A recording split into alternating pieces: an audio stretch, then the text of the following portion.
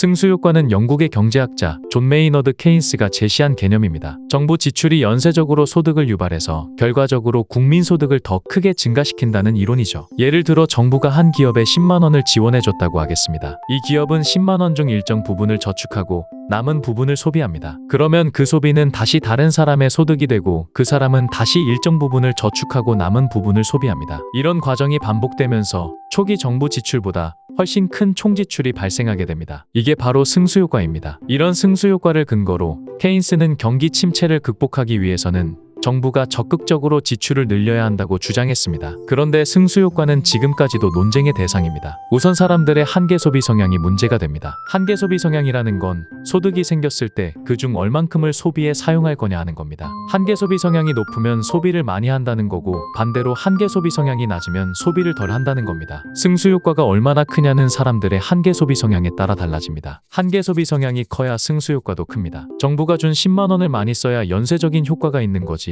만약 전부 다 저축해버린다면 연쇄적인 소비가 일어나지 못하니까요. 문제는 현실에선 한계 소비 성향이 1에 가까운 경우, 즉 버는 족족 써버리는 경우는 굉장히 드물다는 겁니다. 그래서 정부의 예측보다 훨씬 승수효과가 작을 수 있습니다.